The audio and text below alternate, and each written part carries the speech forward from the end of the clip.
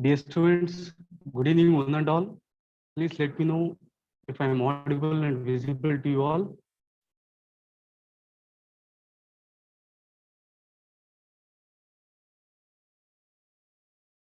Okay, thank you. Okay, let's get begin. Today is a very important class. In fact, like after completing utilitarianism, it's a like very small thing left. We'll finish that. Afterwards, we'll take up deontology. So this is one of the topic which is not dealt in detail in most of the sources, and also this is one of the thought-provoking thing. And in fact, this is one which cannot be understood by just common sense. It needs lot of logic and also lot of thinking as to like what he's saying. So you have to concentrate, and deontology is very important.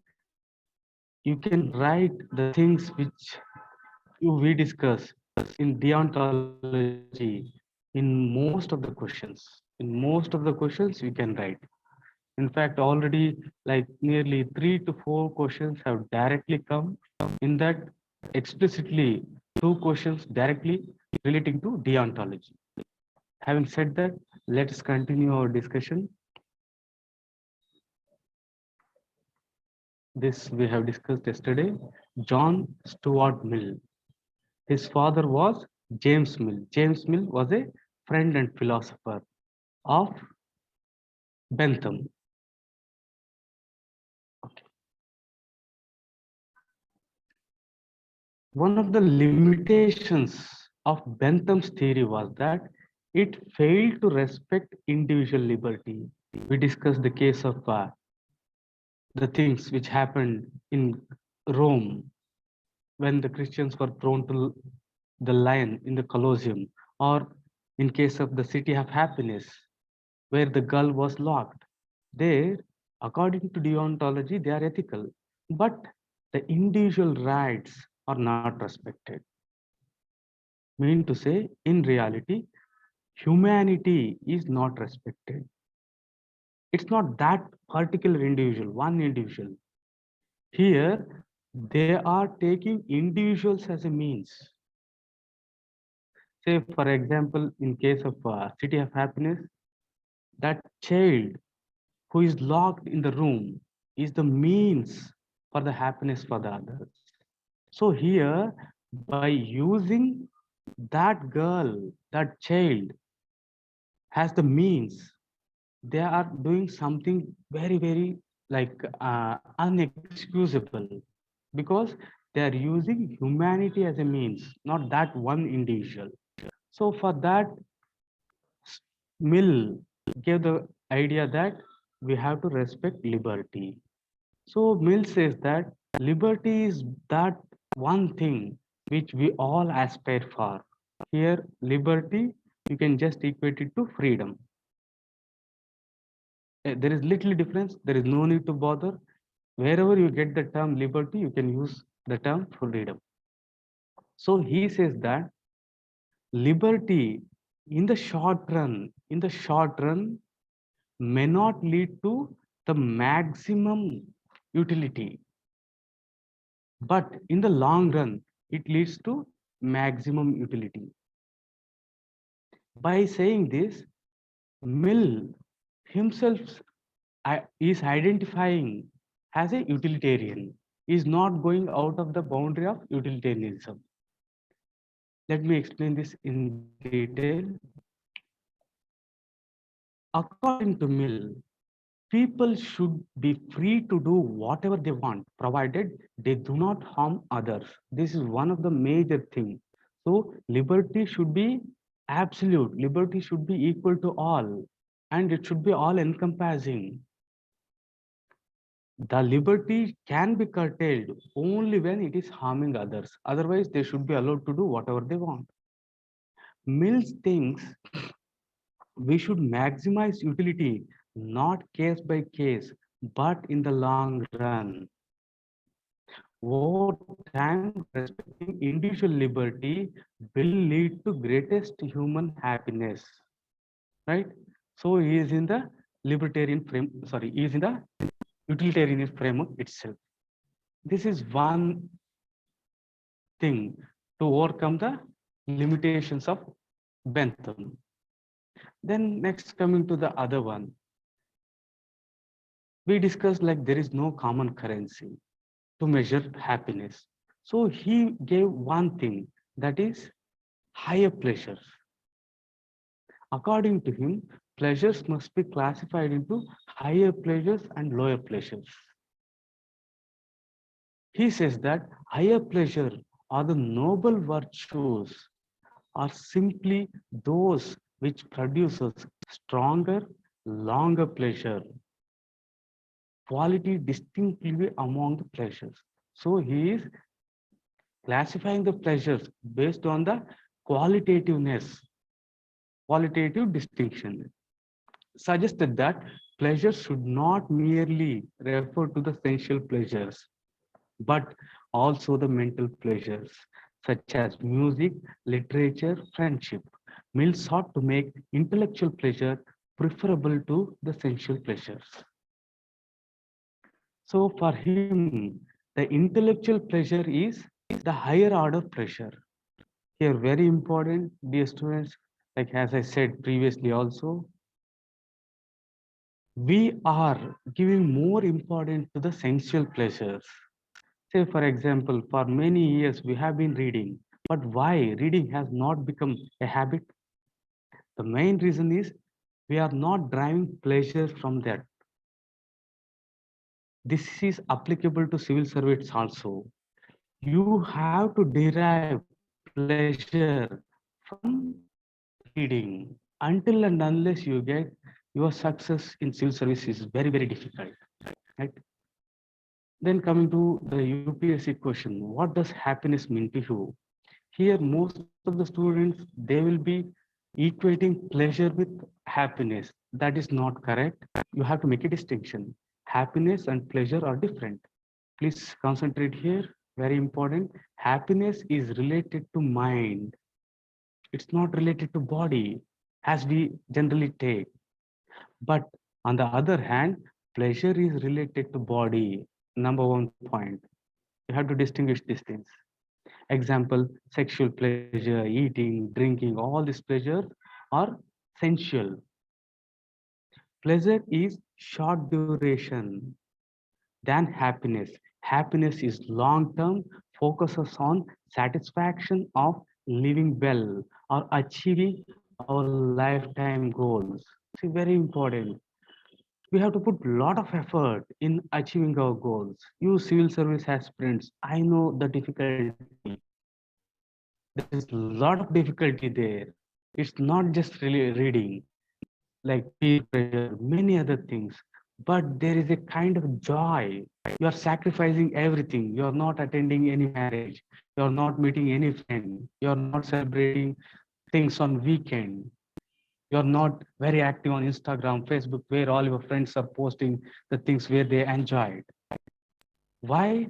Because you are in the line with the happiness. You are trying to achieve something in your life. Happiness may encompass pleasure and pain.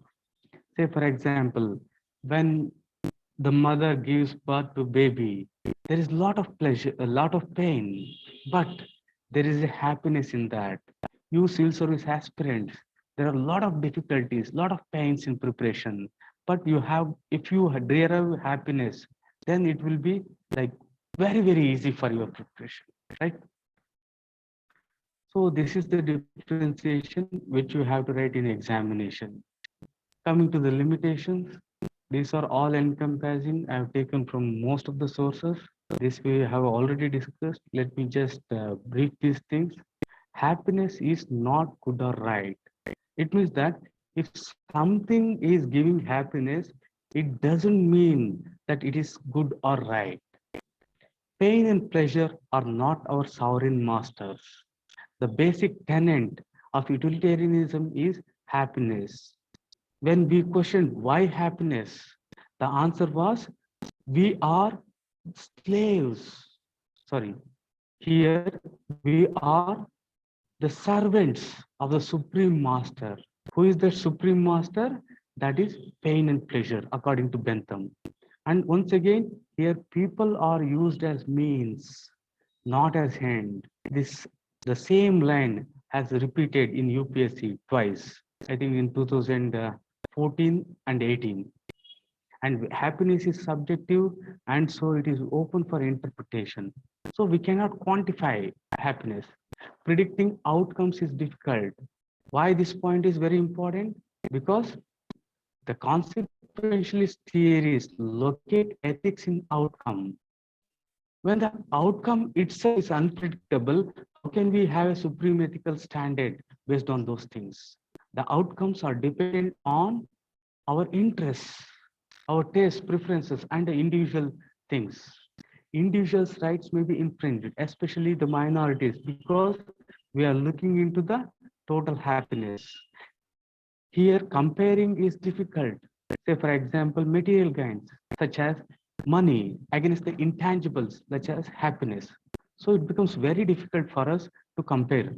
And also, as the conditions change, the outcomes also change. For all this reason, it is very, very difficult to have a, okay. Okay, sorry, I didn't see the message. So is my voice clear now?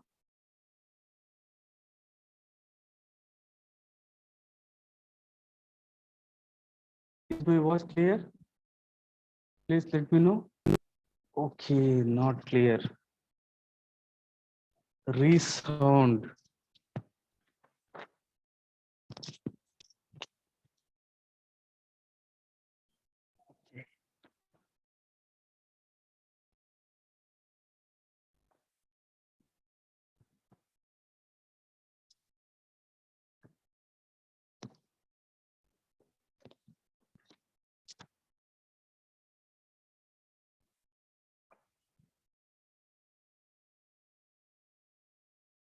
Now, is it audible? Is it fine now? Okay. Here, little network issue is there.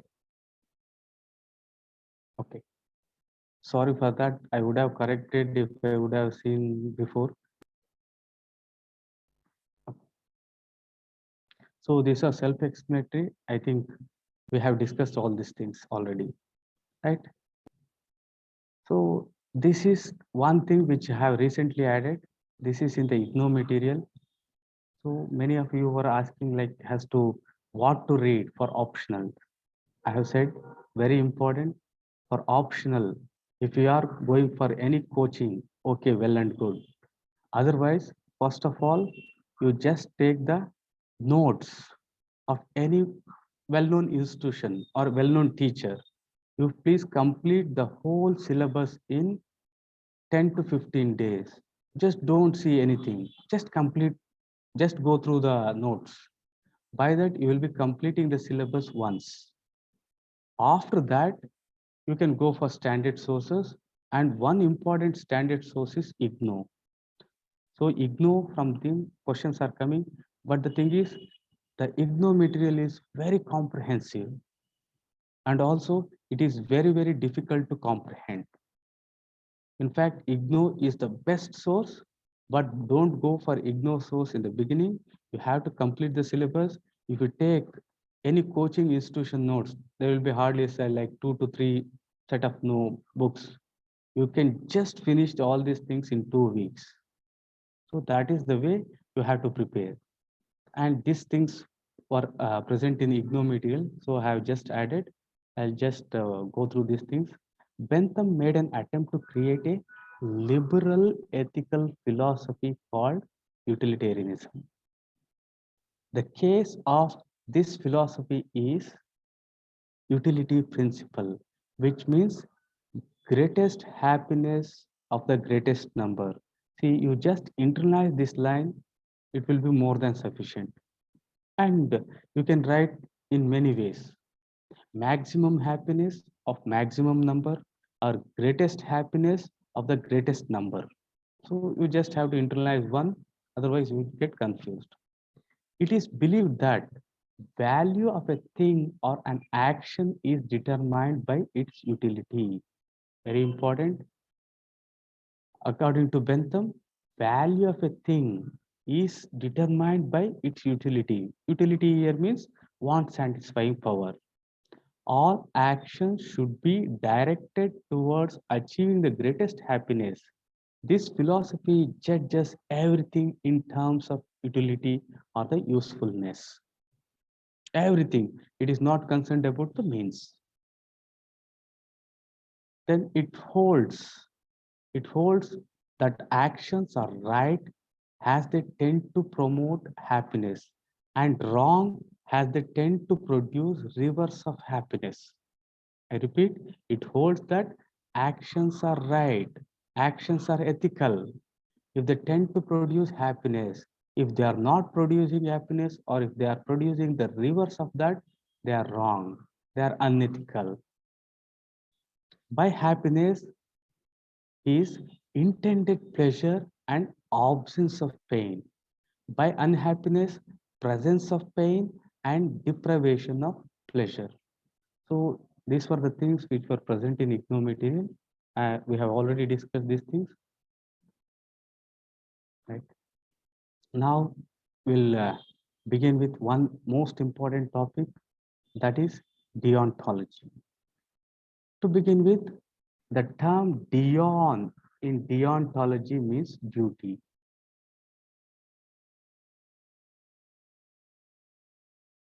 In most of the books, they have not explained as to why the theories under this are called as deontology. Deontology, in this regard, UPSC has already given two direct questions. These are these questions. Let me just read out. By the end of this session, you should be able to answer these two questions. So what I expect is, please do write the answers for these two after you go home. Keep writing. How human beings should always be treated as ends. Very powerful line. Human beings should always be treated as ends. Were human beings always treated as ends in the utilitarian principle? The answer is no. Human beings should always be treated as ends in themselves and never as means. So, as I told you, UPSC itself is giving some concepts which are hidden in the questions. So, you have to take these points. Explain the meaning and significance of this statement, giving its implications in the modern techno-economic society. Second, with regard to morality of action, one view is that means is of paramount importance, and other view is that ends justify means. Which view do you think is more appropriate? Justify your answer. Here, most of the students, what they are doing is, they are not answering this question. Which view do you think is more appropriate? You cannot write that in one situation one is good, in another situation another good. You can write, but to conclude, I'm coming to the conclusion thing. You have to take a stand, right? These are really, means are also important, ends are also important, but you have to take a stand and you have to justify that. Okay, these are the two direct questions. What is deontology? An action is considered morally good because of the character of the action itself, not because of the product of the action. They are saying that action is morally good because of the characteristic of the action itself. If you do an action, then that itself says that you are morally good.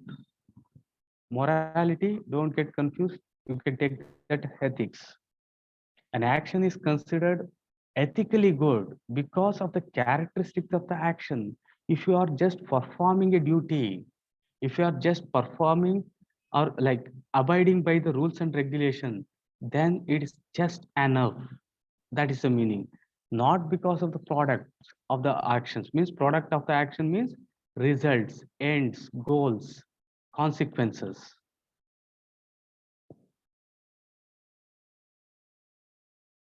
actions are morally obligatory regardless of their consequences for human welfare.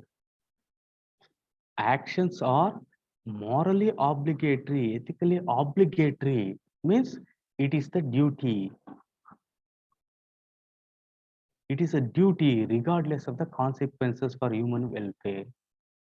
So that is the reason it is called deontology, right? Why this term deontology? Deontology because actions are obligatory, morally obligatory, ethically obligatory for a person. If it does that, then it is said to be ethical.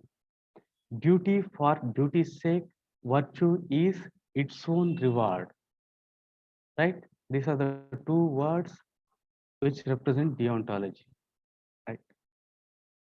Let us deal with the deontology in detail. So in deontology, there are many theories. Among them, categorical imperative is the true representative of deontology and the most important, and in fact the only theory which we will study and which is studied in most of the schools of law and philosophy. Next is divine command theory. According to this theory, just follow the commands of the God, commands of the divine supernatural being. If you just follow them, it is ethical. Then what is the duty? Here your duty is to follow the divine command, God's words. Natural rights theory is just nothing but human rights. All the rights which we are having as humans, which have naturally come to us. Here, always following human rights, abiding by the human rights is the duty according to them. Then pluralistic deontology. It simply says that at a given point of time, say for example, he is an individual. He is having many duty to perform. He may be a son. At the same time, he may be a husband. He may be a father. He may be a brother. So he has got many duty to perform at a single point of time. So he has got many duties and also many obligations. So they say that there is pluralistic deontology, means there are many duties to perform. Then contractarian ethics, it simply says that we have to abide by the contract. Just abide by the contract is what is ethical. You have to follow the things which you have agreed upon. That is your duty, right? Now we'll discuss about the categorical imperative in detail. All these things are simply like common sense things. If we just interpret the things, everything will be clear. Categorical imperative is given by Immanuel Kant. Kant rejected utilitarianism. We have studied this. He rejected all these things. He never considered that happiness is the virtue. Happiness is the great thing on which we have to depend on, or we have to identify the ethical standards. In rejecting, Kant explicitly said that happiness is not right and wrong. That is, making happiness is quite different from making him good or prudent or virtuous. Pain and pleasure are not our sovereign masters. In fact, he says that if we are heeding to pain and pleasure, then we are the servants of pain and pleasure. People are used as means, not as ends. That leads to violation of human rights. Minority rights are sacrificed there. And he says that ethics cannot be based on interests, wants, desires, and preferences people have at any given time. These are the empirical considerations. Because these factors are variable and contingent. Very important. This is, in fact, the limitation of the utilitarianism. Here, we are considering in utilitarianism or in any consequentialist theories, we are considering the outcome. We are considering the output. We are considering the result. These results are dependent on one's interests, wants, desires, and preferences. And these are variable, these can change, and these are contingent, dependent on the person. So he rejected utilitarianism. Then the next question is, okay, you have rejected and you are saying all these things are nonsense. Then what is the supreme ethical standard according to you? Then how to arrive at this supreme ethical standard? In case of utilitarianism, they considered happiness as the one which has to be considered. Why happiness? Because pain and pleasure are our sovereign master. Bentham says that whatever we do, no matter what, we are just trying to increase the pleasure and decrease the pain, right? So according to Bentham, we can arrive at the supreme ethical standard through the exercise of reason. To be precise, pure practical reason. So how can we arrive at the supreme ethical standard? It is through reason. Ethics cannot be based merely on empirical considerations such as interests, want, desires, or preferences what people have. Clear? So how to arrive at the supreme ethical standard? It is by reasoning. Very important. Please concentrate. If you forget all the things, it doesn't matter. According to Kant, we can arrive at a ethical standard, supreme ethical standard by reason, not by output. Why pure practical reason?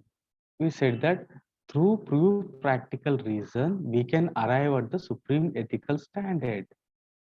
Then the question is, why Kant says that we are human beings are rational beings and autonomous beings. Human beings are rational beings capable of taking decisions based on reason and logic. Are autonomous beings means capable of living freely. This is the distinguishing feature when it comes to human beings.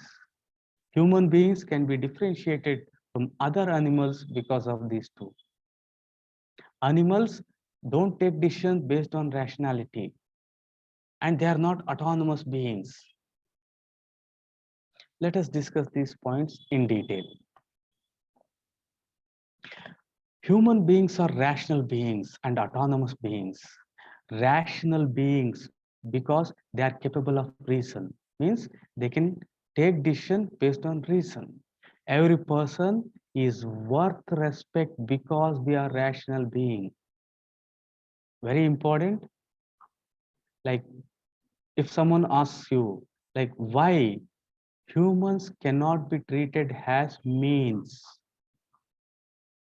as instruments.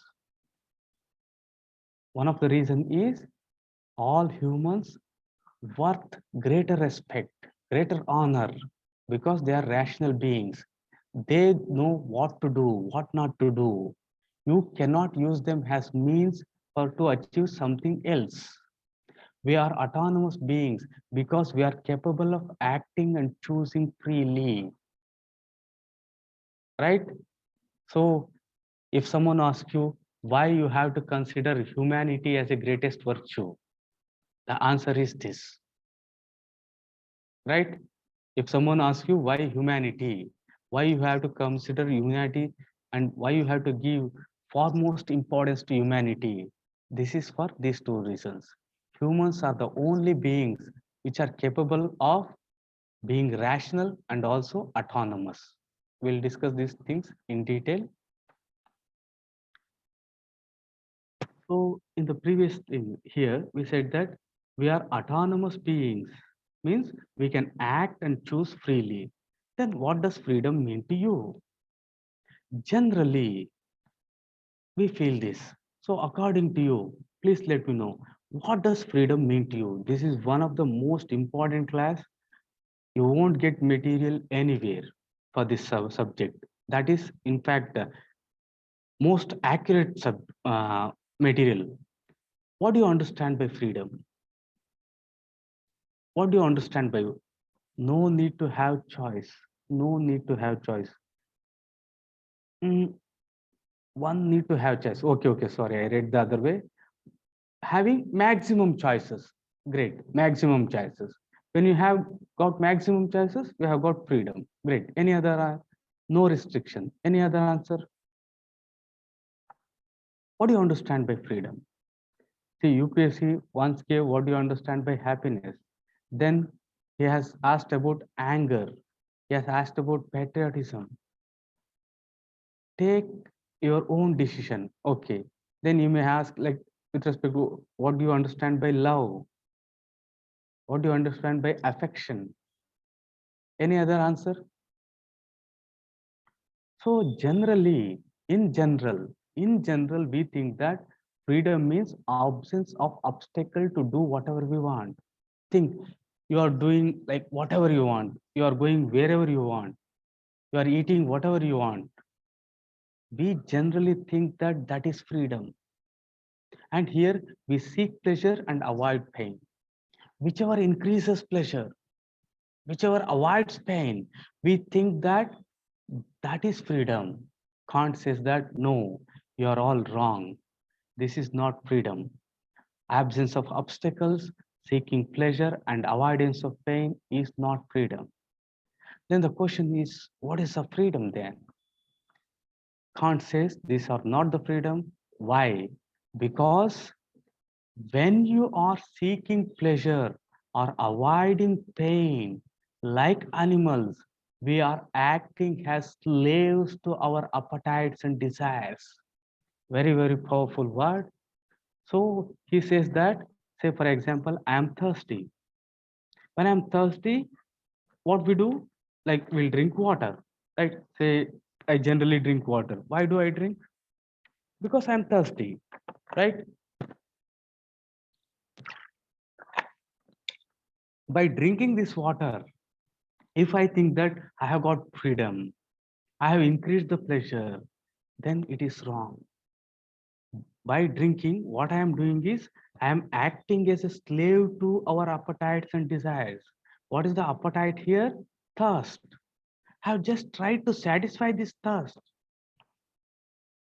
And he says that in the first place, you have not given thirst to yourself. You are just following or obeying the law of the nature. You are just obeying the law of biology.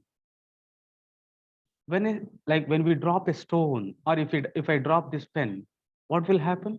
It will fall down. Is it according to the law which you gave yourself? No, it's just following the law of the nature. Similarly, when you are just trying to, when you are trying to please yourself by drinking or anything like that, then you are just acting as a slaves to these appetites. Then you may ask me, like, why acting as slaves? The reason is we are seeking to satisfy our desire. Desire, everything we do is, so when we are seeking to satisfy our desires, everything we do is for the sake of some end given outside you. It is not within you. This, in fact, you did not give yourself. It is given by biology. Trying to decide what flavor of ice cream to order. When you're like, when you are thirsty and when you go to an ice cream parlor, you'll be having different flavors. You'll be having chocolate, vanilla, pista, strawberry, butterscotch. So in choosing those things, you are just acting as a slave to your appetite. Isn't it thought provoking? In fact, the things what Kant has given, you can like reproduce in most of the answers. It gives a new insights, in fact. What is freedom then? You said that in general, we want to have no obstacles, we want to increase pleasure, we want to decrease pain. You said that this is not freedom. Then what is freedom? For Kant, whenever our behavior is biologically determined or socially conditioned, it is not truly freedom. When you are acting according to the social norms, customs, traditions, when you are acting according to the biologically determined things to satisfy your appetite, then you are not truly free. Then what is true freedom? Freedom is equal to autonomy, means to act freely is to act autonomously. Then the next question is, okay, like you are confusing us more, then please tell us what exactly is this?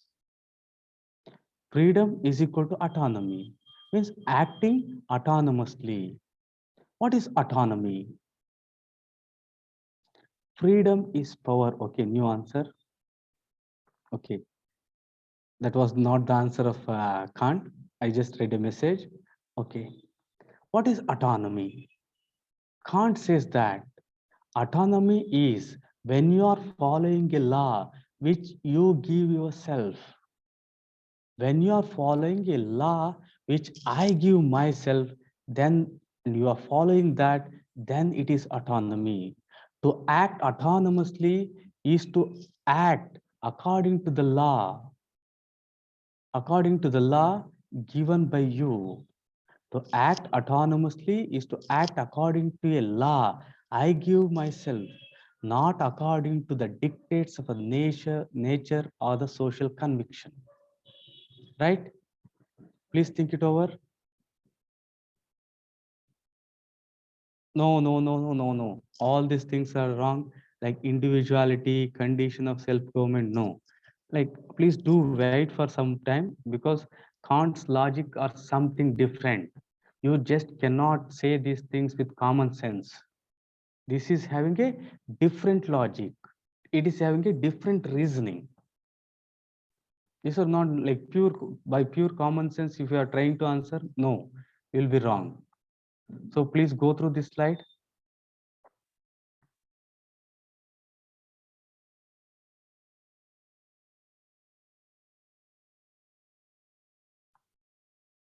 So this is one which explains the crux.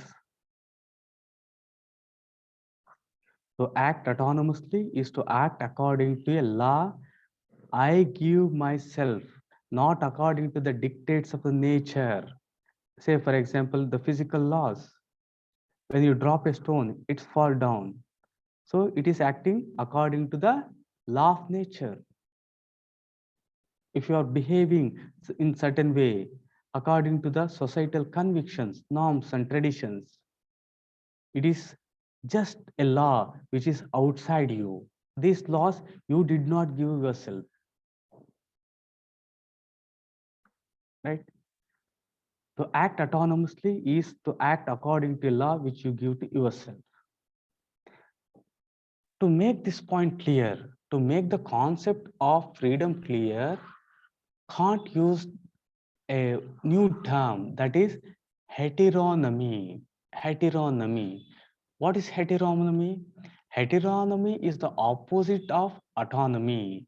When I act heteronomously, I act according to the determine I act according to the determinants given outside me. For example, when you drop a stone, the stone falls down. It is not acting according to the law which you give. It is according to the law of nature. When we act heteronomously, we are instruments. We are acting just as instruments, not as authors of the purpose we pursue. So when you are drinking water, when you are thirsty, then you are just acting as an instrument, not as the author, right? Moving forward, when we act heteronomously, We are instruments.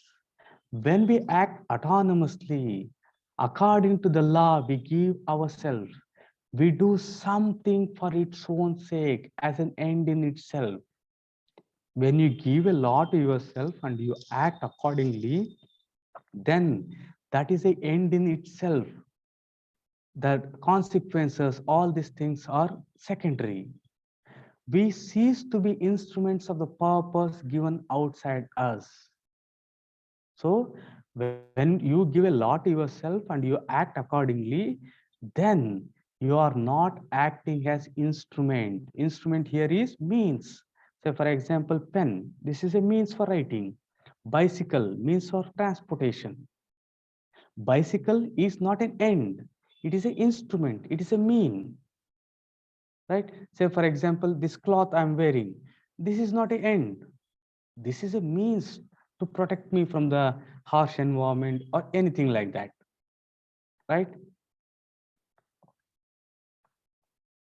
This capacity to act autonomously is what makes human life its special dignity. I repeat, this capacity to act autonomously is what gives human life its special dignity. Our ability to reason and act autonomously is that which makes humanity supreme. That is the reason why we have to respect humanity. Respecting human dignity means treating persons as ends in themselves. This line is very, very important. So in most of the cases, it is thought that they are not they are not bringing humanity. So when the line comes, as asked in UPSC, when you are treating people as means, I repeat, when you are using peoples as means, here you are using humanity as a mean. You are using humanity as a means, humanity as an instrument. But humanity is not an instrument. It is the end. It is the result. It is the consequence. Means it is the one thing which is an end in itself. So you cannot use this as a means. Respecting human dignity means treating persons as ends in themselves. So what is the other way around? Disrespecting humanity, disrespecting human dignity happens when you are treating peoples as means. When you treat peoples as mean, you are not just treating that individual, you are treating the whole humanity, right? Moving forward, as I told you, like especially it happens, say for example, wherever you read, sometimes they use values, after some time, like after 2 3 pages, suddenly they start using the term ethics. Afterwards, sometimes somewhere they use morals. So don't get confused. Ethics and morals can be used synonymously. UPSC and second ARC, they have used this term synonymously. Until and unless they ask you to differentiate, you have to use these terms synonymously, right? Having said that, according to Kant, morality, ethics is equal to motive. Morality is equal to motive.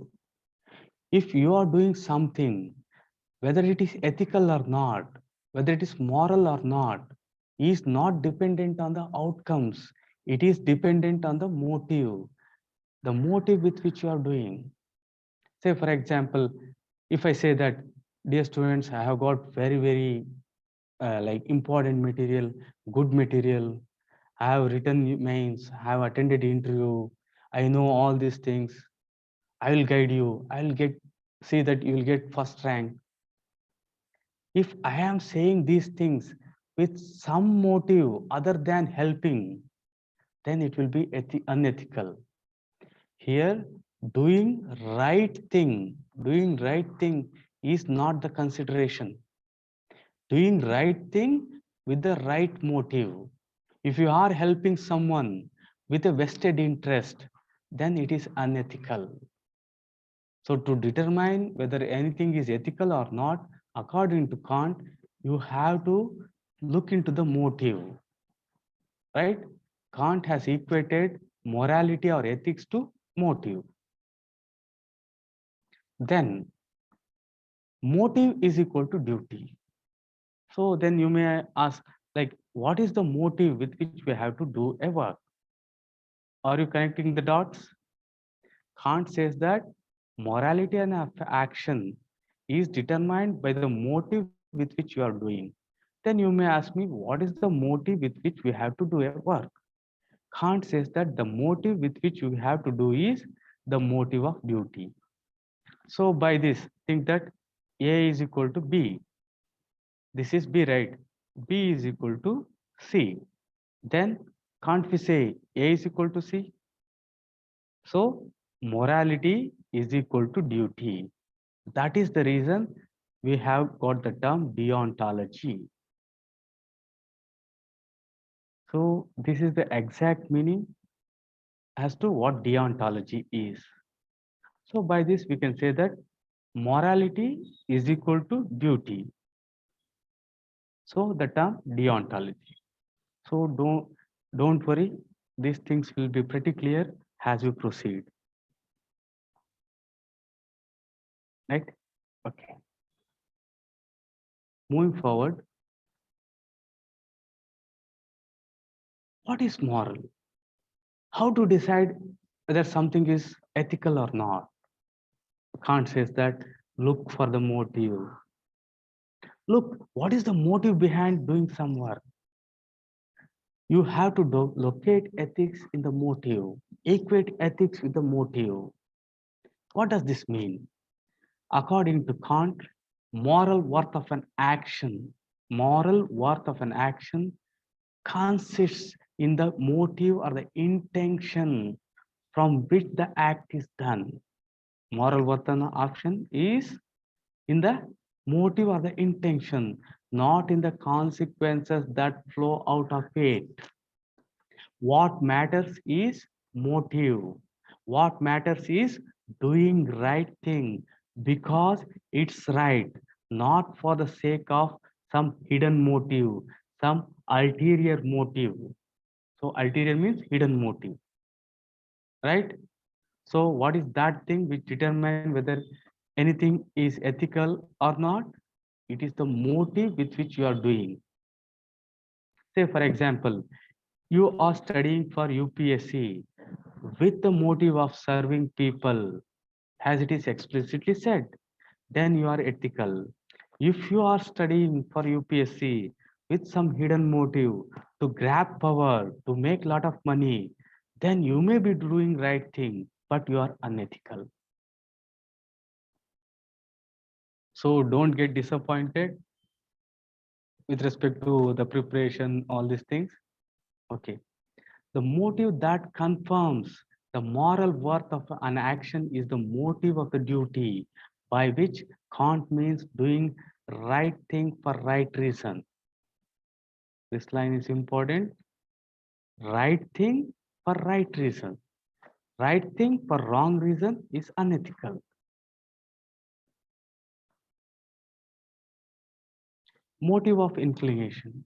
To explain the concept of motive of duty, Kant has brought another concept. He has introduced another concept, the motive of inclination. Previously, it is heteronomy. Now, what is motive of inclination? Anything, if you are doing anything with the motive other than duty, if you are doing anything with the motive of other than duty, then it is called as motive of inclination. Let me elaborate this. Motive of inclination is the opposite of duty. Motive of inclination is equal to motive other than duty, right? If you act out of some motive other than duty, such as self-interest,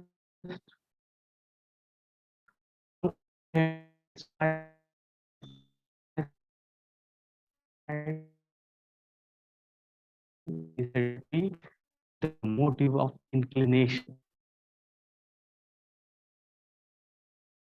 right? Our actions lack moral worth if we are acting according to the motive of inclination. I'll read out these things again. Motive of inclination is the opposite of motive of duty. Motive of inclination is equal to motive anything other than duty. Means if you act out of some motive other than duty, such as self-interest, all attempt to satisfy your wants, desire, preferences, and appetites, then it is said to be motive of inclination. In fact, what we considered in consequentialism is this. What we considered in utilitarianism is this. Because our happiness is described in terms of what we feel good, what we desire, what we prefer. These are the things which give us happiness. These are the things which increases our pleasure. These are the things which decreases our pain. Kant insists that only actions done out of the motive of duty have moral worth. If you are doing anything with a motive other than duty, then it is unethical. Then you may ask, like, what is that duty you are speaking of? We always said like motive of duty. Then what is that duty? I'll explain that. Before that, let me just brief the example which I have already discussed with respect to motive of inclination. This step we will discuss with relation to honesty. So this concept also may be asked in your examination. So you have to internalize this concept of honesty also here. Shopkeeper and the child.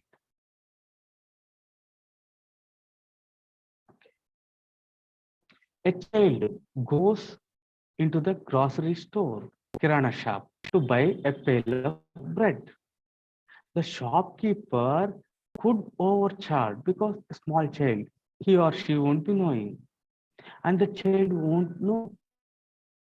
But shopkeeper won't do this. Shopkeeper realizes that. So what is the motive? His realization. Realizes that if others discover that he took advantage of the child in this way, the word might spread and hurt his business. For this reason, he decides not to overcharge the child. So what is the motive here? His motive is to have a good business. His motive is a prudent one, based on calculation. His motive is honest. He is doing right thing, but for wrong reason. Is the shopkeeper ethical? No. Why the shopkeeper is not ethical? Here, the motive is not for the sake of honesty. The shopkeeper's actions lacks moral worth. The shopkeeper does the right thing. He does the right thing. He gives correct thing. That is, he acts honestly, but for wrong reason. What is that wrong reason? Self-interest.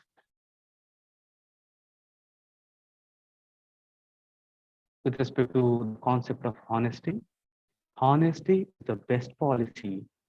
It's true everywhere. It's also the most profitable. It's important asset. True. Because a business that deals with truth, openness, and fair value does well. Don't you think so?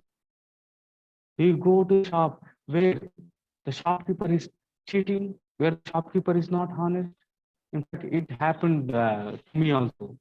Say here, like I'm in Nagaland now, I went to bring curd. For half kg curd, he charged 80 rupees. He charged 80 rupees. So here he's working on profit motive.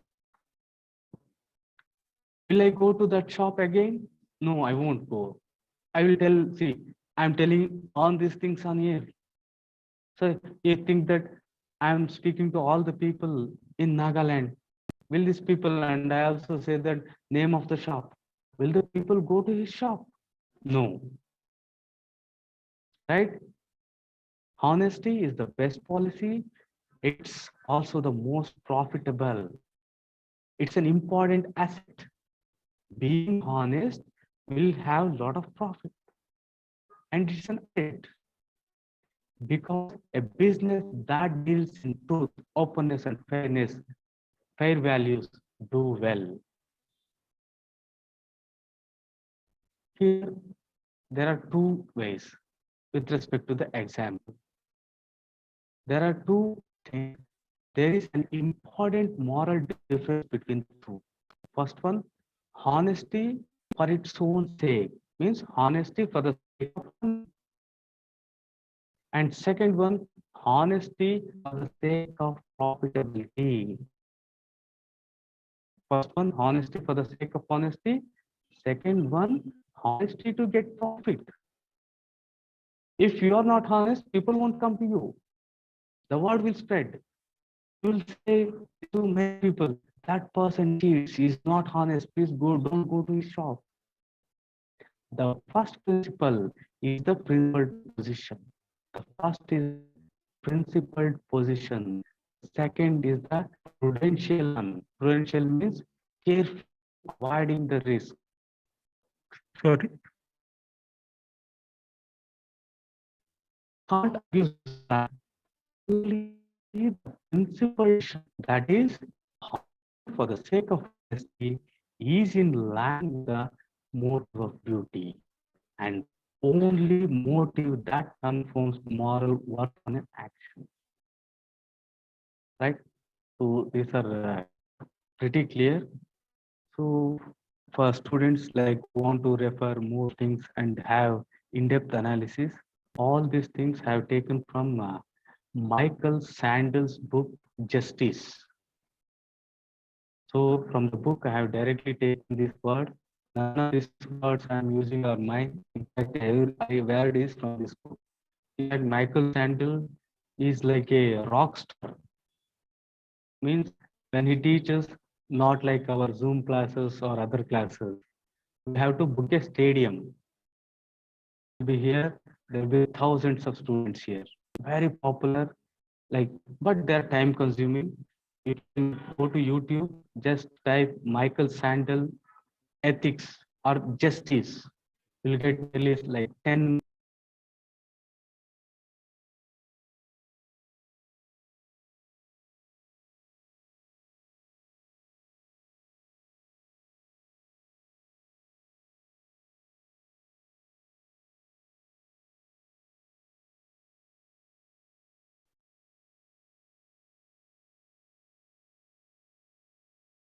Okay,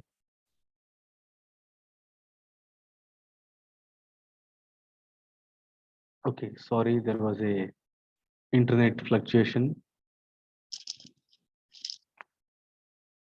Okay, video is breaking, sir. Okay, one of the reason I don't know, suddenly I am maybe because of some rain or something, I was using the same network. Okay, let us take a break and I'll see like if we can make some arrangement with respect to changing the internet. So we'll take 10 minutes break and we'll reassemble, right?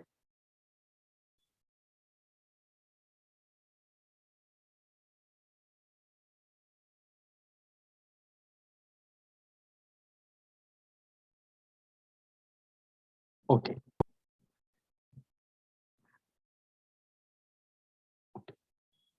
Moving forward,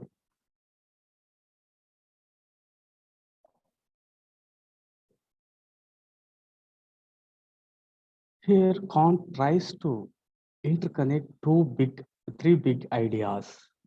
That is, what is ethics with freedom and reason.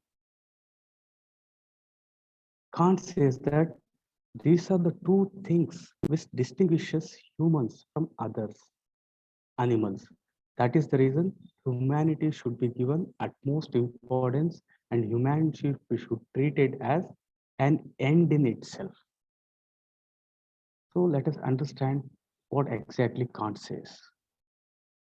Kant says that these things can be understood by contrast. By contrast. Say, for example, we discussed about duty and also inclination. This is with respect to morality. If you are doing your duty, if the motive, if the motive behind your actions is duty, then it is ethical. Other way, it is not ethical. When you are acting autonomously, means when you are acting with freedom, then you are free. Otherwise, you are not free. When your reason is based on categorical imperative, then that is the correct reasoning. I'll explain what is categorical imperative and hypothetical imperative. Right?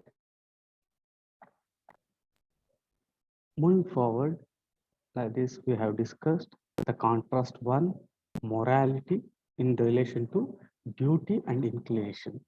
Only the motive of duty, if you are doing any work with the motive of duty, then that can confirm moral worth of an action. Second, with respect to freedom, I am free only when my will, like what I intended to do is determined autonomously, governed by the law I give myself. If you are giving a law and if you are following that, that following that law itself is an end. Following that law itself is your duty. Then it is said to be freedom, right? Everything, according to Kant, everything in nature works accordance with laws.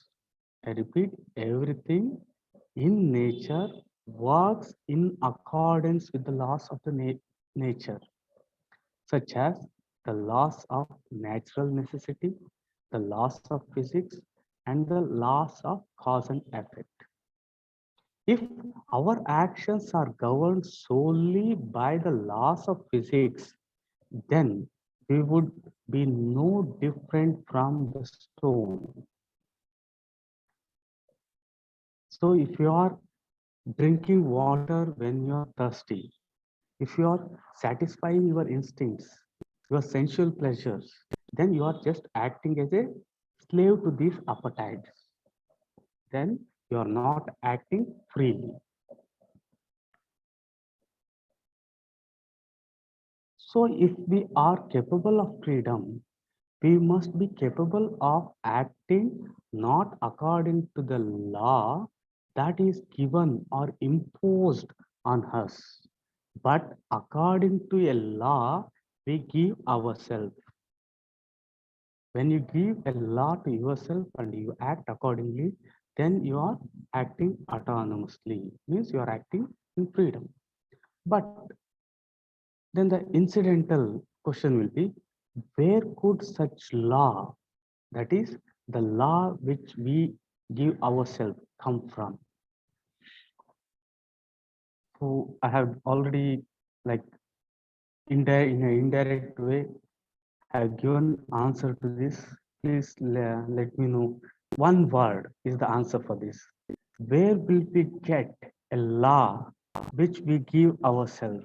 If we follow them, it is said to be freedom. From where will we get those things? Anyone? Let me see if anyone can answer. Just try. If it's wrong, it's okay.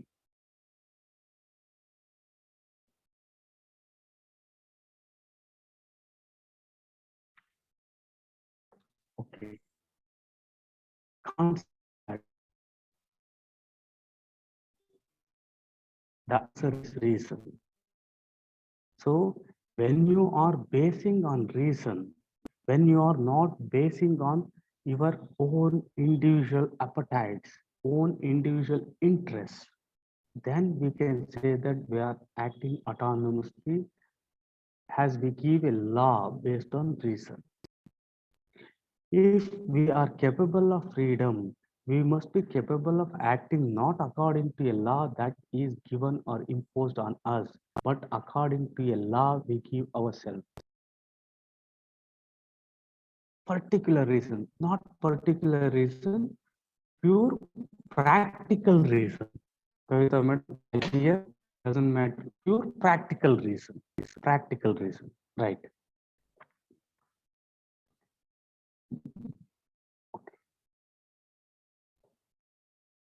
Next. The law we give ourselves come from reason. Kant's idea of reason, of practical reason, the kind involved in morality, is not instrumental reason.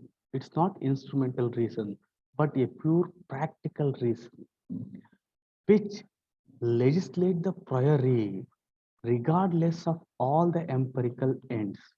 Priori is that relating to or derived from reasoning or self-evident propositions.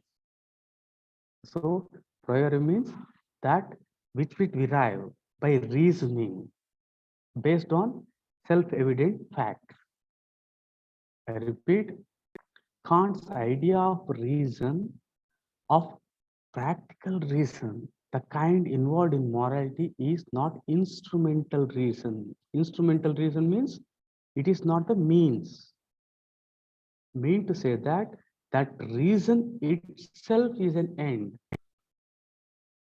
but pure practical reason which legislates the priori regardless of the empirical ends, the results, the consequences.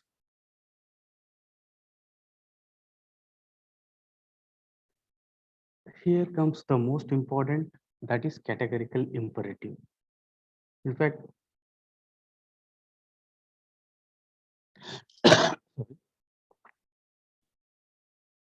in fact, in most of the books, they just deal with this categorical imperative and they don't deal with freedom and the morality concept. So when we are talking about categorical imperative, it is in direct connection with the reason. See, please do connect the things. We discussed that we act freely, we act autonomously when we give a law, when we give a law to ourselves. This law comes from reason. In this, there are two kinds of reasoning. One is categorical imperative and another is hypothetical imperative. Let us discuss these things. Kant distinguishes two ways that reason can command the will. Our will to do something is commanded by two kinds of reasons. The two different kinds of imperatives. Imperative means you have to internalize this. Imperative means something that has to be done, inevitable. Going to school is imperative, means there is no other way, you have to go to school. So something that has to be done. If you want to get marks, you have to read. It is imperative, means inevitable. Sorry, to get marks, you have to read. That is inevitable, imperative. Categorical means without exceptions or conditions, means absolute. Okay, let me simplify the thing. Categorical means absolute. Absolute means no conditions attached. If this, then that. No, it is absolute, and imperative means something that has to be done. So what is the meaning of categorical imperative? There is something which is absolute and you have to do it.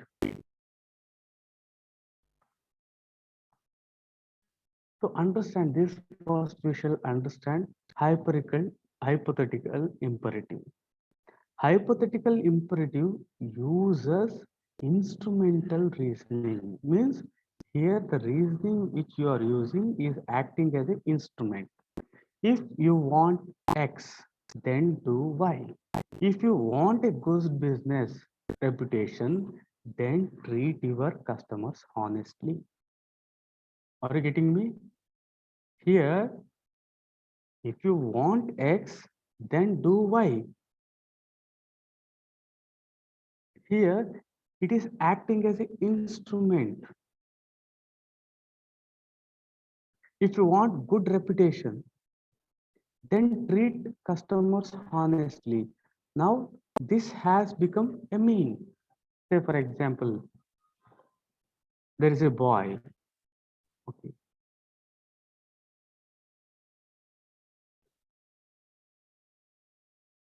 Okay, Ashok is not getting the voice. Is it audible to you all?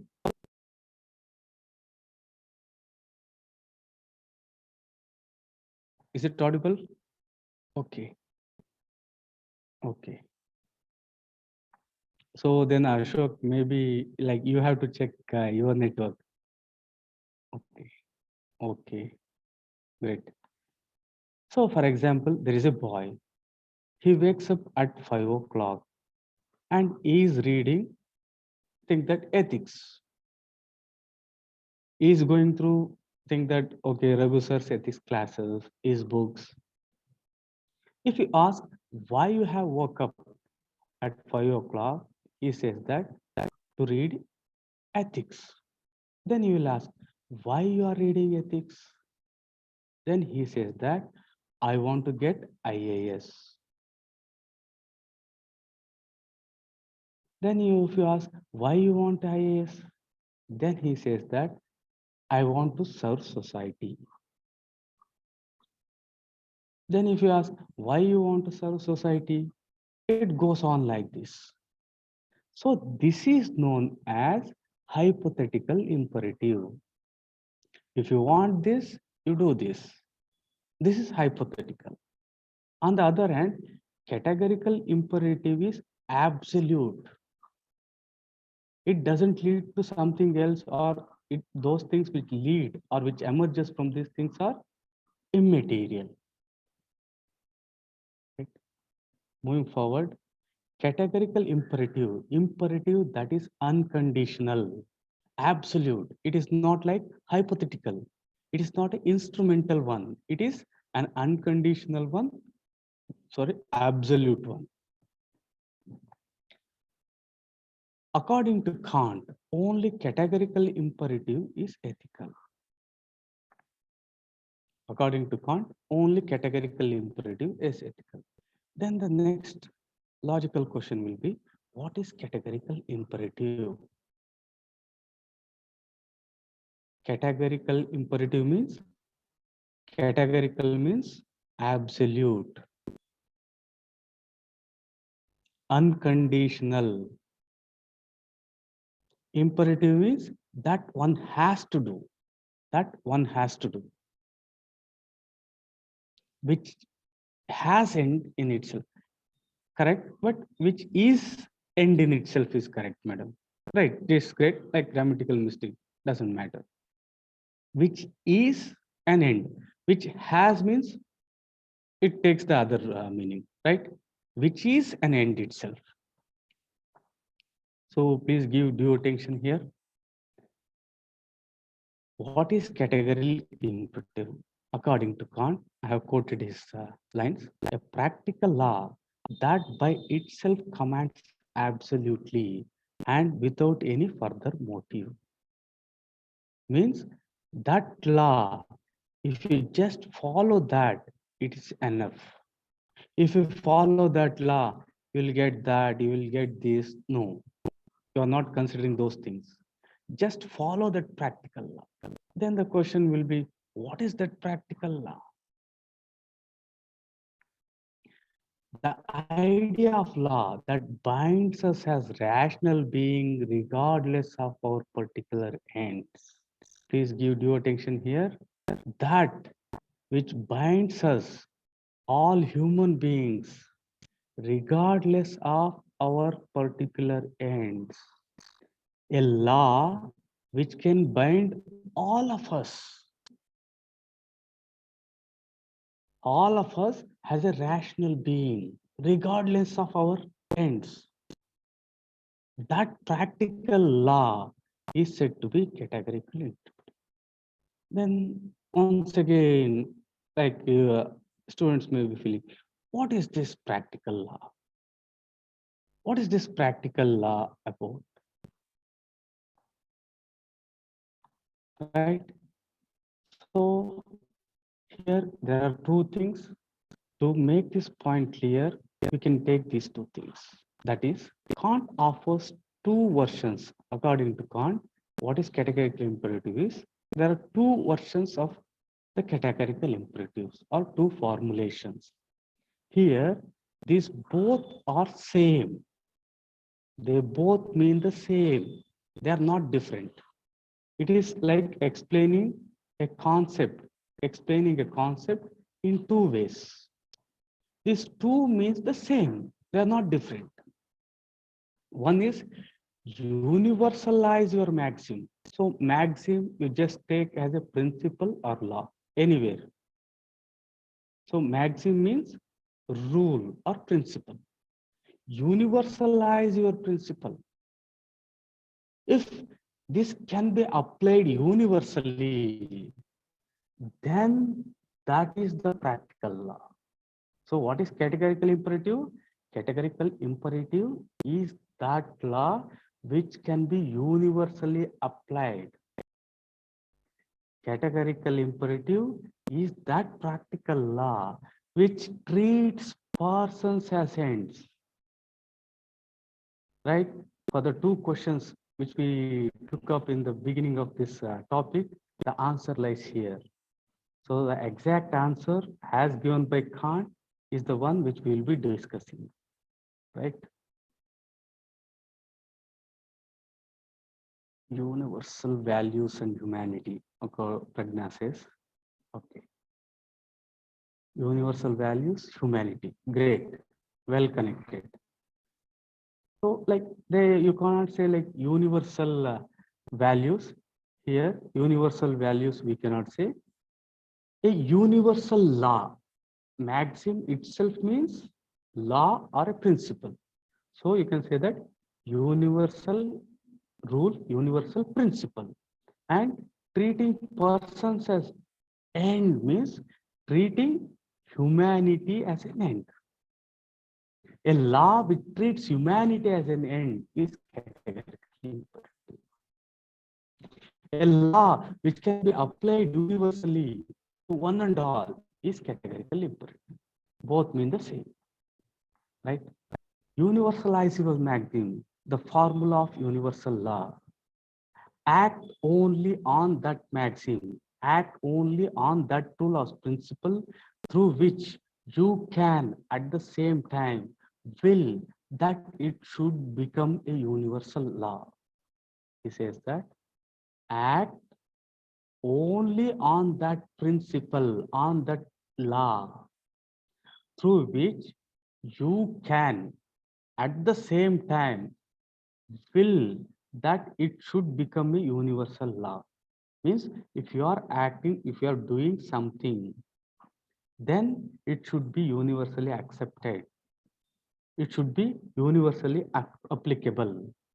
Say, for example, you are doing some work in certain conditions. So if the same condition is present, then all should work in the same way. Let me elaborate this. Example, is it ever right to make a promise you know won't be able to keep? I repeat, is it ever right to make a promise you know you won't be able to keep? Can we universalize this one? You have taken 100 rupees, but you know that you are not able to repay this. But you tell your friend that next month or next week I'll be getting 100 rupees. I'll give that to you. But in no way this money is coming to you. Can we universalize this one? Universalizing false promise would undermine the institution of the promise keeping. So we cannot universalize this. Think, if this is universalized and if it is applicable everywhere, means all the people, if they know that they cannot repay, they will just say that I will repay next month or next week and they will take money. Then will there be anything left as trust? Then nobody will trust. Then society cannot exist. So false promise cannot be universalized.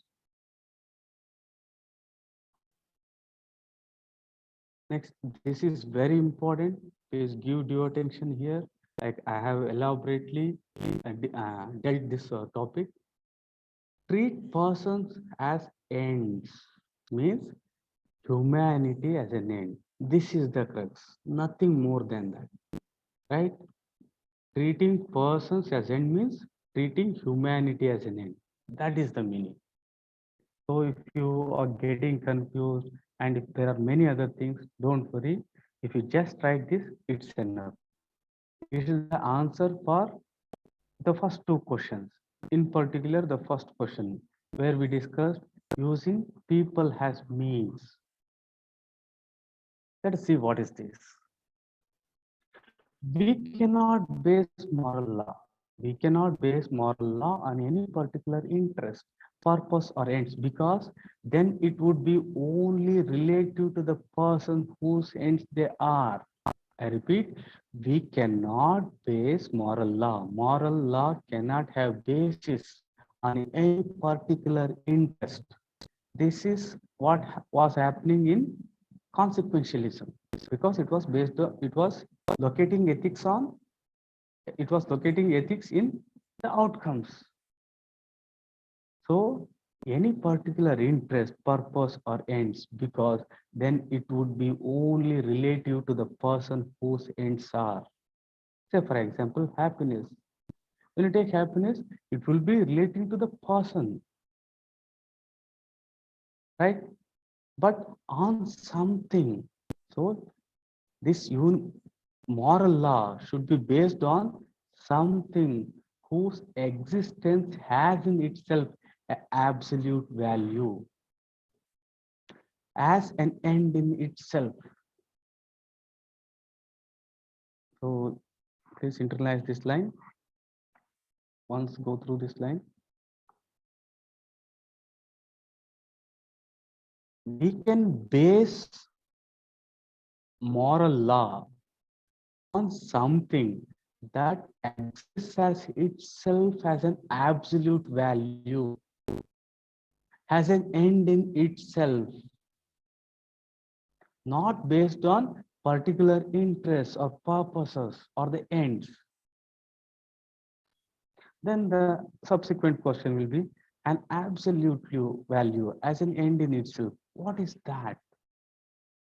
What is that absolute value as an end in itself?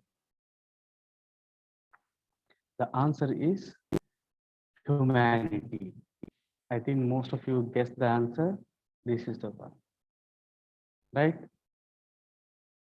So the moral law should be based on humanity.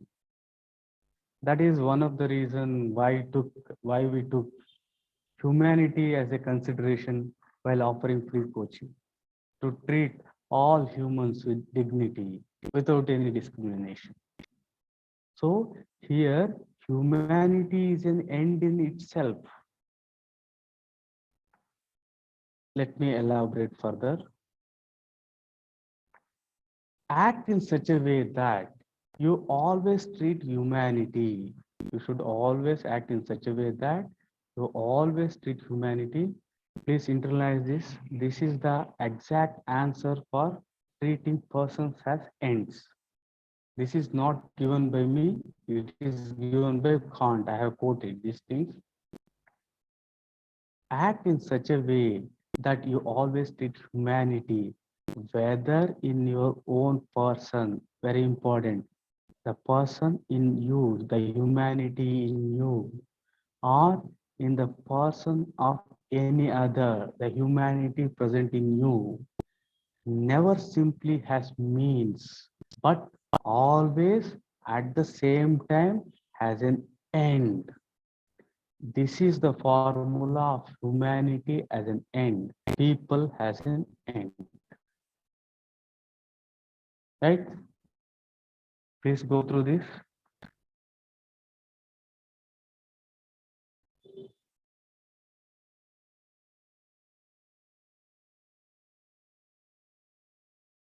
Right? It simply means that treating the humanity in you as an individual or the humanity present in others as an end, not as a means. In all our previous cases we discussed with respect to utilitarianism, they used some people had means, right? I repeat this again, act in such a way that, so here one important thing, there is no need for you to reproduce this as it is. It is humanly not possible. Don't do it. No toppers will do. You have to write this in your own words. If the concept is clear to you, you can write these things in your own words. Act in such a way that you always treat humanity, whether in your own person or in the person of any other, never simply has means, has instrument, but always at the same time has an end. This is the formula of humanity as an end. This is the formula of people as an end. Treating persons as end means this, right? Okay. Then applying the same thing, the false promise. So what happens? Please think it over. How in false promise, the same example we used for universalizing. Now you apply the same thing. When you are making a false promise, are you treating the humanity present in other individual as a end or a means? Please let me know. Just type end or me. When you are making a false promise, when you are promising your friends that you will repay that, knowing that you won't repay, are you using this as a mean or an end? Right. Okay. Right. Great. At least like you got some points. Don't worry if you have not understood. Don't worry. I have taken nearly like 15 days to comprehend this thing. Like I read the whole book, the gist of the things I have put here. So in one go, if you have not understood, don't worry, read it again, repeat it again. If you still have any doubt, you can get back to me. I have made everything like most crystal clear. All the things I have not given in points, especially for this, because the chances of you getting carried away or not understanding properly are very high. Okay, let me explain this. False promise. Why false promise treats humanity as a means? When I promise to repay you the money I hope to borrow, knowing that I won't be able to, I am manipulating you. So when I am manipulating you, it's not you here. I am manipulating humanity. I am using you as a means to my financial solvency, not treating you as an end worthy of respect, not treating you as a person worthy of respect. So here you have been treated as a mean, not as an end. Right. So here categorical imperative, how it can be applied to suicide. So this is a very simple one. Let me just say the gist here to begin with. Sorry. So Kant says that murder is equal to suicide. In general, we feel that In murder, you are killing someone. You are killing someone. On the other hand, in suicide, you are killing yourself. So you may feel that these are entirely different.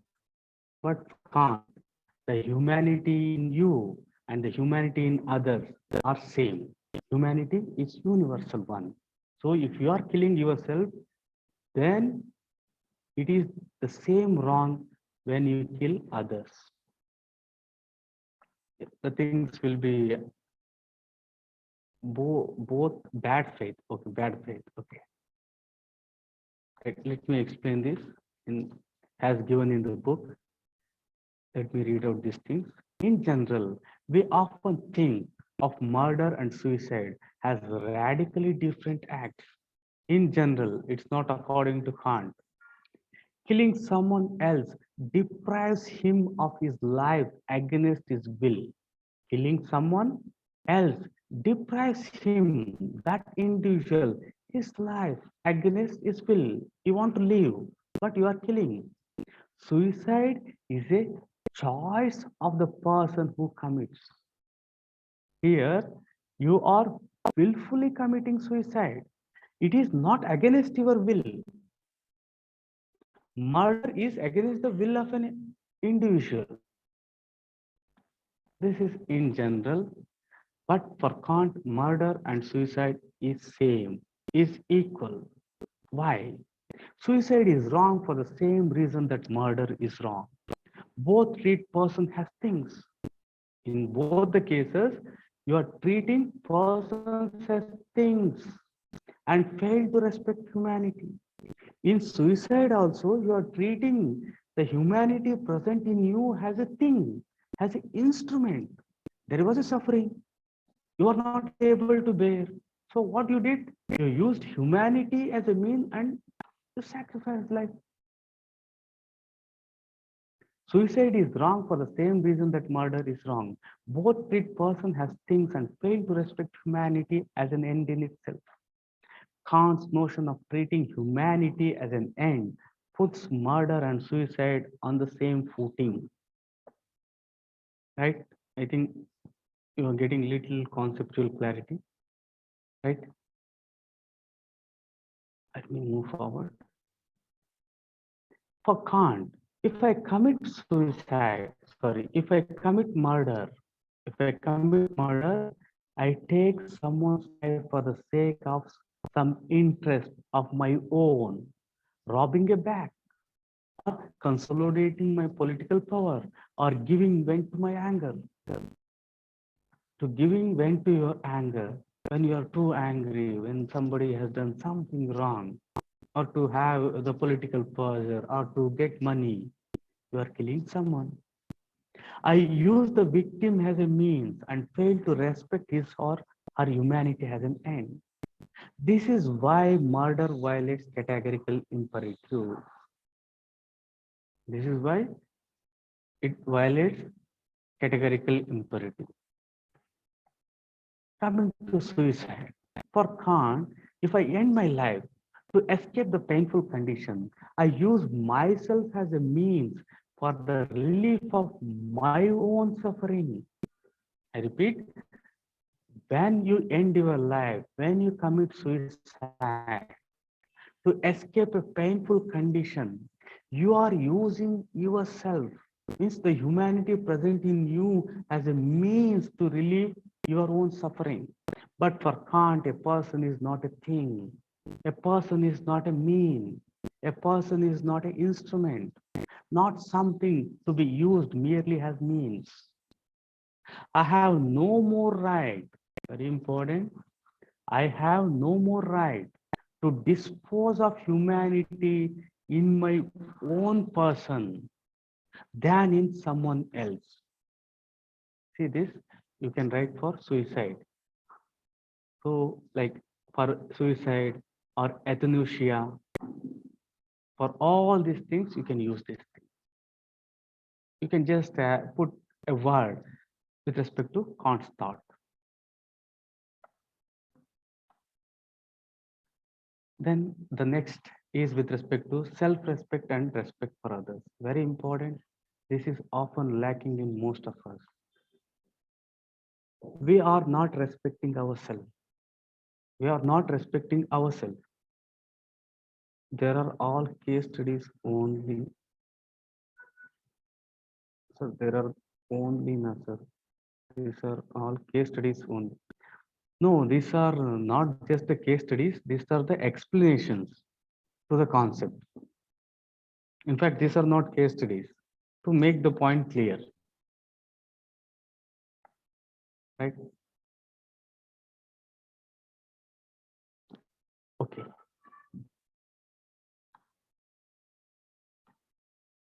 Respecting self and respecting others. This is one of the most dreadful thing we all do. We fail to respect ourselves.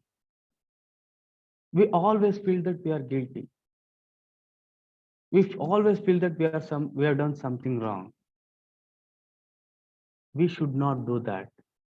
Apart from this theory, you have to respect yourself. You have to love yourself. Whatever may be the thing, the way you are the masterpiece. There will be shortcomings. There will be negative. Life is not that easy. Just because you thought of doing something and you have not done, just because someone has said that you are not good, you shouldn't feel guilty and you should respect yourself. Right? Let's see this example. Respect for self and respect for others. We owe respect to persons as rational beings, as bearers of humanity. Important. Why we have to respect persons? Because these persons are rational beings. These persons are autonomous beings. And these are the bearers of humanity. It has nothing to do with who in particular that person is. So, as Kant says, the humanity in you and the humanity present in others is same. We owe respect to persons as rational beings, as the bearers of humanity. It has nothing to do with whom in a particular person may be. It may be in you or it may be with others. So, respecting for self and others means the same. In fact, the concept of human rights and the respect for humanity are very, very closely linked. Kant's respect for humanity has such for a rational capacity that resides undifferentiated in all of us is nothing but the human rights, what we call now. Kant's principle of respect leads itself to the doctrine of universal human rights. So this question also may be asked. See, once again, I am telling you, already directly 2 times they asked and indirectly 4 times question has been asked with respect to categorical imperative or deontology. I am pretty sure that the concept of deontology will be asked again. They may ask this, like how Kant's theories are related to human rights. So just write this, it will be more than sufficient. Here Kant's respect or Kant says that we have to respect humanity has such for the rational capacity. Here in human rights, in fact, we are respecting humanity just because we are human. But here we are respecting humanity for the rational capacity. We are respecting humanity because people can live autonomously with freedom. Capacity that resides undifferentiated in all of us. Undifferentiated means it is the same in all of us. This principle of respect leads itself to the doctrine of universal human rights. Right? Then moving forward, like morality and freedom.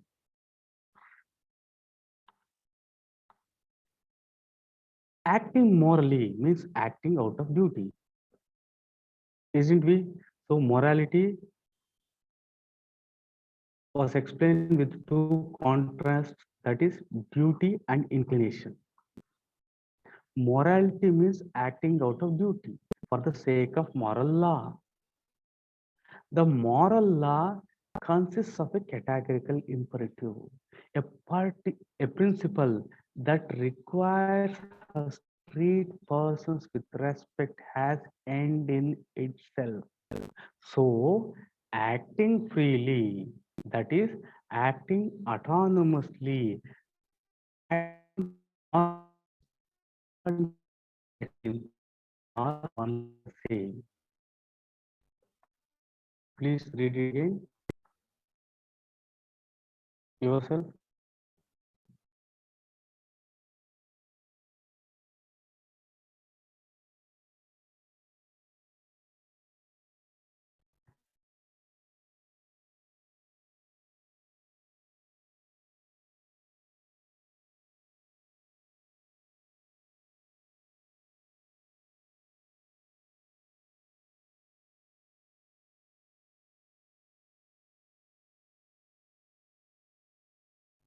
Right. Next.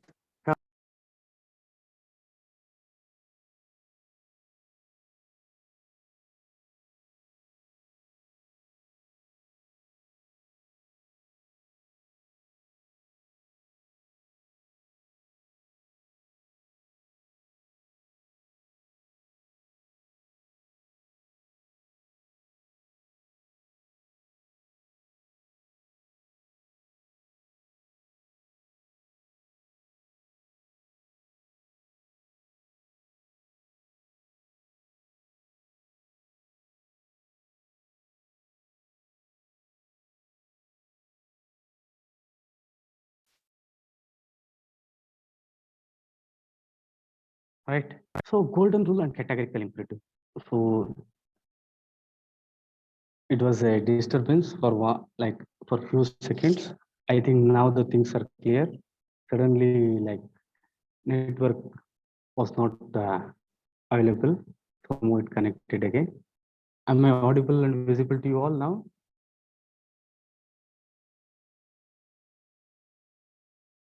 Okay. So golden rule is categorical imperative and golden rule means the same.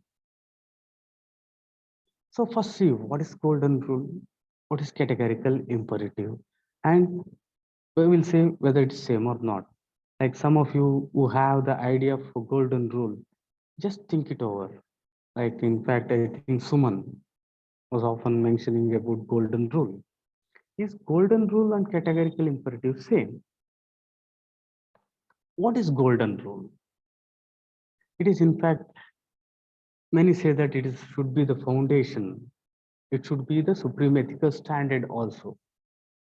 So golden rule here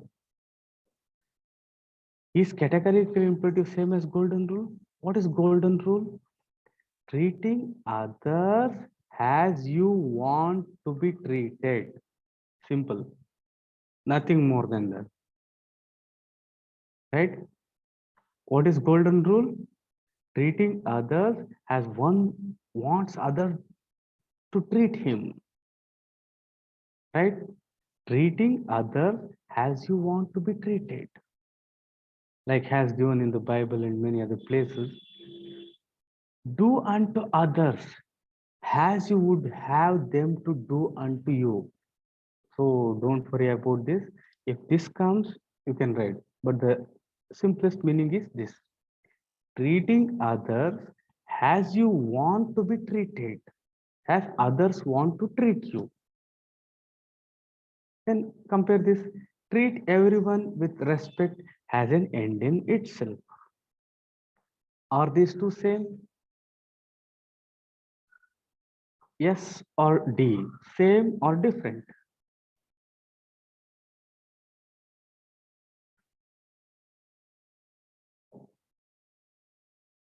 Same. Okay. Any other answer? Great. So are they same or different?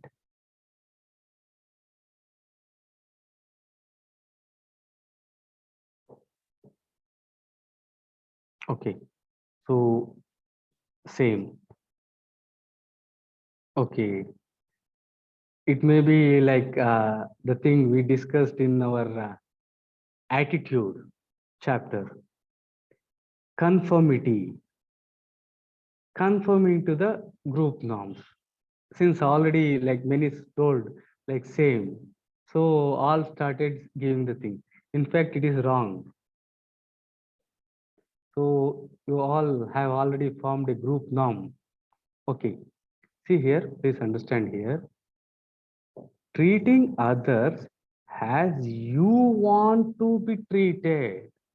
See here, it is depending on you.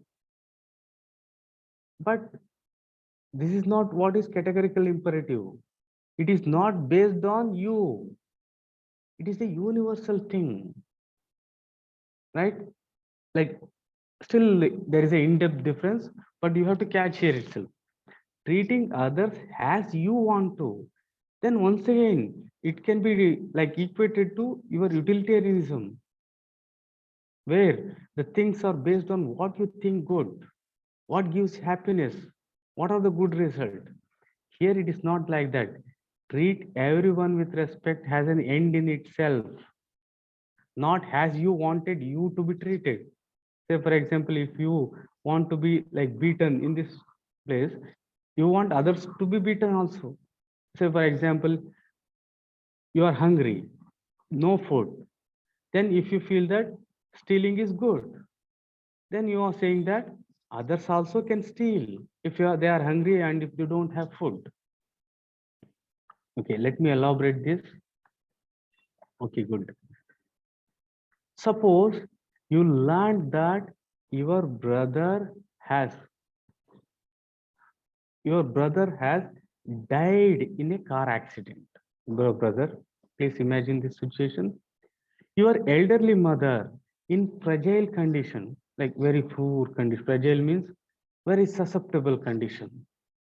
If we say that something is fragile, if I say my bones are fragile, means they're susceptible to break. In fragile condition, in a nursing home, ask for the news of him. Mother asked, dear son, what about your elder brother? What is the right thing to do here? Here, two ways. Apply one golden rule, and another is categorical imperative. Think it over. According to categorical imperative, what will be the answer? According to golden rule, what will be the answer? According to the golden rule, say for example, you are also in the fragile condition, you are also in hospital. So you are also in hospital, lying here, think that this is you. So what is that you expect if you are in this situation and if something goes wrong to your brother, mother?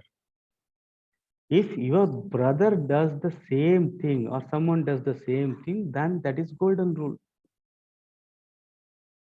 On the other hand, categorical imperative says that when you lie to your mother, when you lie to your mother that your brother is fine, then what you are doing here? You are using your mother as a means. You are using your mother as a means to her own good. Are you getting the point? Here, you are using your mother as a mean for her own happiness, her own good. By that, you are treating humanity as a means. Your mother is a rational being. Your mother is an autonomous being, capable of living freely, capable of taking rational decisions. Then how can you take decisions on her behalf? Applying golden rule. So golden rule and categorical imperative are different. Let me elaborate. The golden rule, how would you like to be treated in a similar circumstance when you are in the hospital bed? Categorical imperative the wrong question to ask. The question itself is wrong. How would you like to be treated in a similar circumstance? This question itself is wrong. Treat people as rational beings worth of respect. Treat your mother as a rational being capable of making decisions, being autonomous. Lying to your mother out of concern for her feelings would arguably use her as a means to her own happiness, contentment, satisfaction, rather than respecting her as a rational being. So, you are not respecting her as a rational being means you are not respecting humanity. Right? Is the point clear? Okay. Okay. Oh, now, okay. Meghna ji has said that they are different. Right? Okay. Then the next question is, sorry.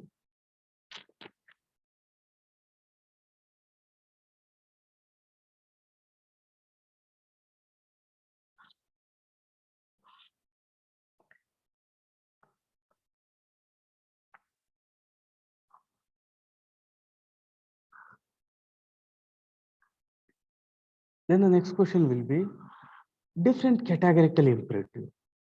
What is this?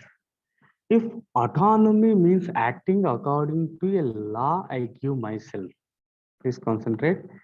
If autonomy means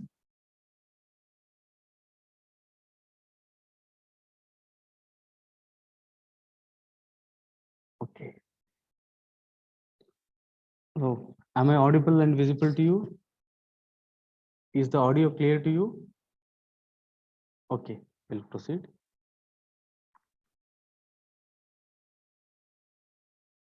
Okay, thank you. Okay, I'll just mute my video so that the things will be clear, because video take a lot of things. If autonomy means acting according to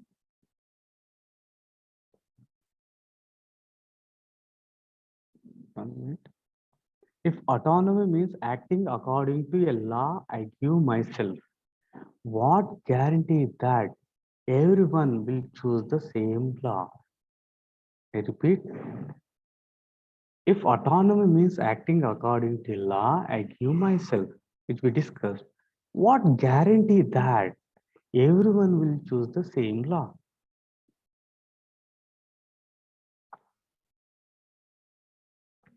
If categorical imperative is the product of my will, isn't it likely that different people will come up with a different categorical imperative?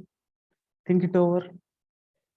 So Kant says that, like, if you are drinking something when you are thirsty, then you are just acting according to the,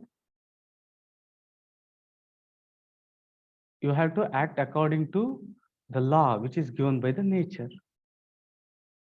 Then you apply the same thing here. If autonomy means acting according to law, I give myself, what guarantee that everyone will choose the same? Everyone may come up with the same law. Sorry, everyone may come up with their own law. They can give different laws. Then it cannot be universalized. If categorical imperative is the product of my will, isn't it likely that different people will come up with different categorical imperative? How can we be sure that different people won't reason differently, arrive at the various moral laws? How can we be sure that different people won't reason differently? Because the law is based on reason. Okay, we have got some answer here. Pure practical reason should be followed. Yes, but this pure practical reason, do you feel will lead to the same law? Hope you are getting. Like we are using reason. Do you think using this reason we all can come up to the same law, or to simplify the things in situation X? Do we all come up with the same law? Okay. Kant's answer: when we build moral law, we don't choose as you and me. Please internalize. When we build moral law, we don't choose as you and me, but as rational being, as participants in what Kant says pure practical reason. So it's the mistake to think that the moral law is up to us as individuals, right? Moral law is not up to us, it is not individual. When we will a moral law, we don't choose as you and me, but as rational beings based on reason, as participants in what Kant says pure practical reason. So it is mistake to think that moral law is up to individuals. No, it is not up to individual, it is the reason. This means that everyone would exercise pure practical reason will reach the same conclusion. Is this point clear? Will arrive at the single universal categorical principle. Why? Why? The reason is we are basing on reason, not on individual interests and preferences. Right? Okay. Then, like nowadays, due to libertarian principle, in most of the Western countries, the things like prostitution, use of drugs have been legalized. So, in this regard, we'll discuss what is Kant's thought with respect to consensual sex, with respect to prostitution, all these things. Consensual sex, Kant opposes. Kant opposes, like it is a very thought-provoking one.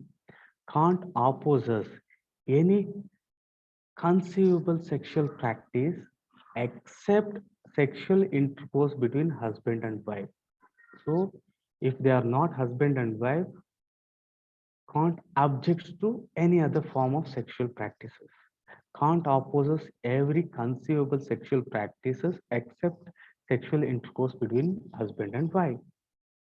Kant's objection to casual sex, sex outside marriage, however consensual, say for example, live-in relations, live-in relation.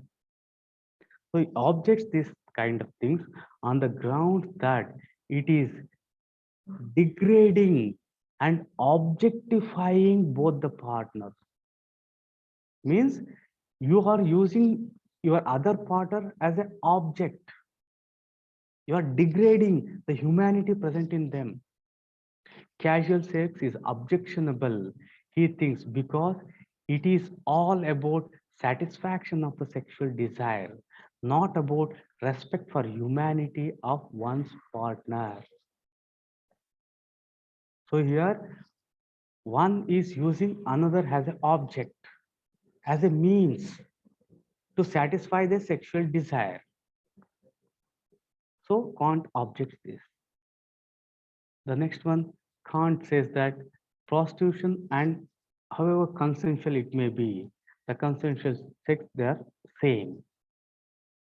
Let me read out, these are self-explanatory. Kant found prostitution objectionable on the same ground as casual sex. Human beings are not entitled, I have quoted these things, human beings are not entitled to offer themselves for profit. I repeat, human beings are not entitled to offer themselves for profit. This is in opposite to what we study in libertarian principle. Libertarians argue that this body, The property, what we have, belong to us, and we should be allowed to do whatever we want. And on the contrary, Kant says that human beings are not entitled to offer themselves for profit, as things for the use of others in the satisfaction of their sexual propensities. To do so is to treat one's person as mere things. So when you are using yourself or someone for profit, then you are using that person as mere thing, as an object, as an instrument. The underlying moral principle is that man is not his own property. So in this regard, this is in direct opposition to libertarian thought. The underlying moral principle is that man is not just his own property and cannot do with his body what he wills.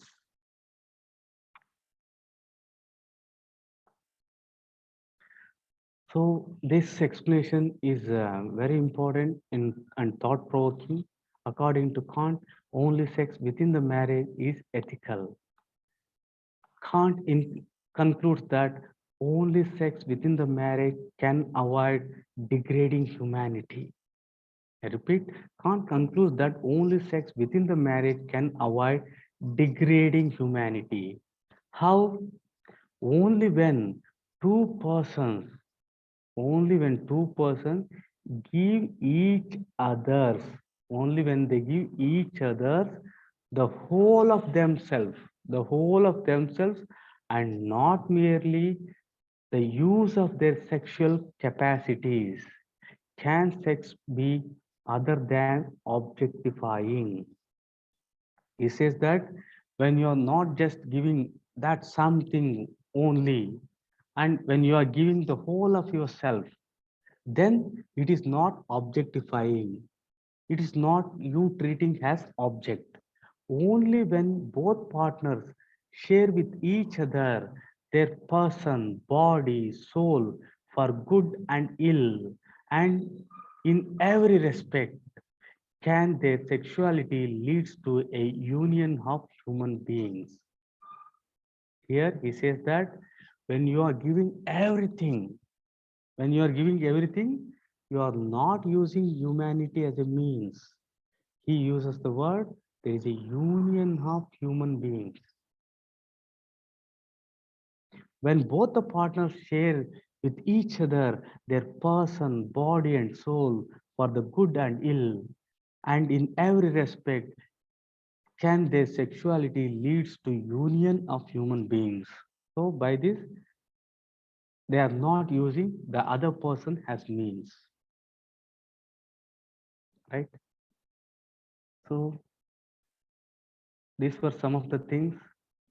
Now let us just sum up the things with respect to what is the supreme ethical principle, what is supreme thing when coming to the ethical standards. Let me just brief the things. Okay, just some 2-3 minutes.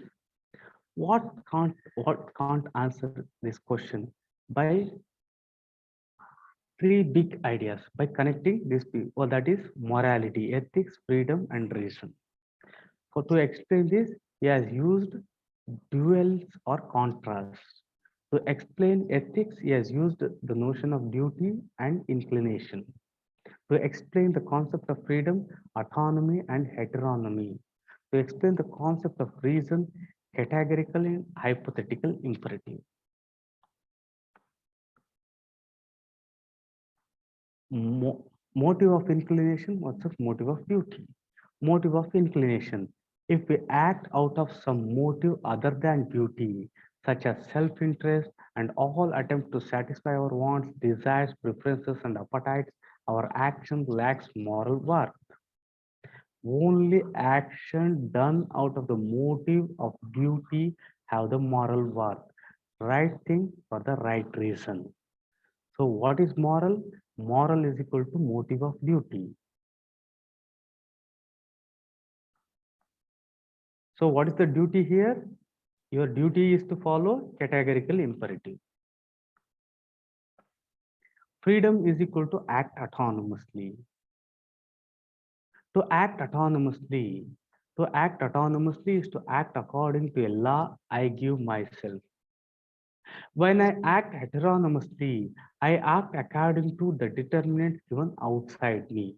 So that is not freedom. Categorical imperative, please do concentrate. Categorical imperative and hypothetical imperative. What is categorical imperative?